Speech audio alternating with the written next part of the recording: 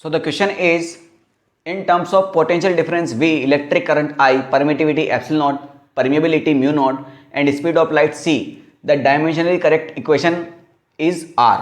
यानी यहाँ पर भी आपका मल्टीपल आंसर क्वेश्चन है ये। अब सीधी सिंपल सी बात समझिए, आप इस तरह से क्वेश्चन नहीं कर सकते कि म्यू नोट का डायमेंशन रखा, आई का डायमेंशन रखा, फिर is equal to epsilon naught का डायमेंशन रखा, वी का डायमेंशन रखा, फिर चेक किया। कितनी बार चेक करोगे भाई, इससे तो आपके 8-10 मिनट चल जाएंगे। आपको इस क्वेश्चन को 1 मिनट के अंदर करना है।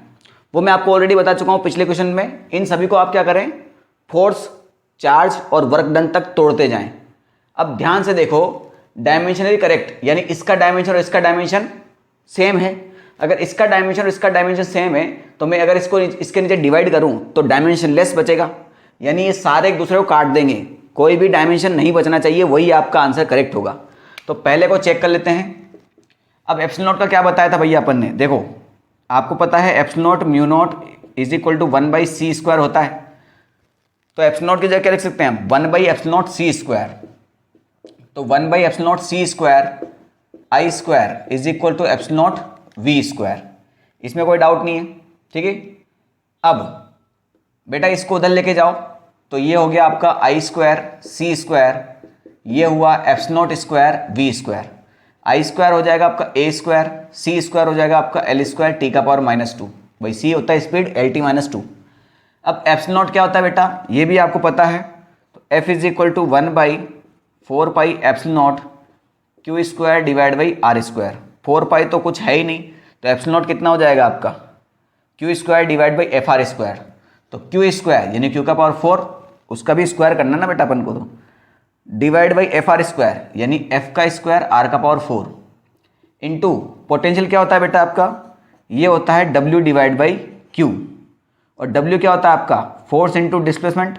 तो fs डिवाइड बाई q लिख सकते हैं अपन, ठीक है। तो fr लिख दो, कुछ भी लिख दो, क्या दिक्कत है। तो f² s² divide by q²। आपको सिर्फ डायमेंशन से मतलब है। अब ध्यान से देखिए, f² से f² कट गया, q² से q² कट जाएगा, तो यहाँ पर q का पावर 2 बचेगा। भाई ये कट चुका है ना, ऐसा मान लीजिए। अब यहाँ l² है, इसका l का पावर 4 होगा, और यहाँ भी l² होगा। तो बेटा ये स्क्वायर से यहाँ पर l² बचेगा, और ये l² से l² खत्म हो गया आपका, कोई दिक्कत नहीं। ये बचा आपका पास a² t² और ये आपका q²। तो q क्या होता है आपका डायमेंशन 80, तो ये हो जाएगा a² t², यानी ये दोनों डायमेंशन सेम है, यानी ये आपका option number A correct answer है। बात समझ में आई।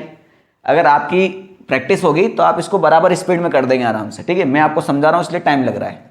नेक्स्ट है epsilon naught I is equal to mu naught V. तो इसको भी देख लेते हैं क्या ये बराबर है। तो एप्सिलॉन नॉट आई, तो एप्सिलॉन नॉट को क्या लिखेंगे बेटा अपन, q² डिवाइड बाई fr²। आई इसकी जगह आई लिख दिया। आगे बढ़ते हैं म्यू नॉट, तो म्यू नॉट की जगह लिखेंगे अपन 1/ε0c²। वी की जगह लिखेंगे हम fs डिवाइड बाई q, है ना, ये लिखते हैं ना। क्या ये कहीं से कहीं तक बराबर हो सकता है, नहीं हो सकता भाई, कैसे भी नहीं हो सकता, क्योंकि इसमें तो कुछ कट ही नहीं रहा। एप्सिलॉन नॉट की जगह आप लिखेंगे दोबारा, एप्सिलॉन नॉट की जगह क्या लिख देंगे दोबारा, q² डिवाइड बाई f²। तो ये हो जाएगा q² डिवाइड बाई fr²। तो ये तो और मल्टीप्लाई हो गया, ये वाला भी उधर मल्टीप्लाई हो जाएगा।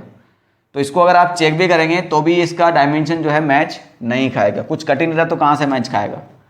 I is equal to epsilon naught CV। तो I एप्सिलॉन नॉट की जगह लिखेंगे हम q² divide by fr²। C की जगह तो C रहने दो। V इज इक्वल टू हो जाएगा W/Q। तो W की जगह हम fs डिवाइड बाई Q। ये Q से Q कटा, ये F से F कटा, एक R से R कट गया, तो बेटा QC डिवाइड बाई R। तो बेटा ये I का डायमेंशन तो A हो जाएगा, Q का डायमेंशन 80, R का डायमेंशन L और C का डायमेंशन LT-1। T-1 से T कट गया, L से L कट गया, क्या A के बराबर है। तो ये ऑप्शन भी आपका करेक्ट है। इतनी स्पीड में चेक करना है आपको। लास्ट है आपका mu naught C I is equal to epsilon naught V. यहाँ से आप दोबारा देख सकते हो कि म्यू नॉट को क्या लिखूंगा मैं, 1/ε0c²। यहाँ पर भी एप्सिलॉन स्क्वायर होगा, यानी इसके भी बराबर होने के चांस बिल्कुल जीरो ही है। फिर भी देख लीजिए, म्यू नॉट की जगह लिखता मैं 1/ε0c²। सी आई, तो ये c into I is equal to epsilon naught V. V की जगह W/Q यानी fs डिवाइड बाई क्यू। तो बेटा ये एक सी से सी कटा है बस, और बाकी कुछ तो यहाँ कटेगा नहीं। इसको उधर लेके जाओगे तो एप्सिलॉन नॉट स्क्वायर हो जाएगा।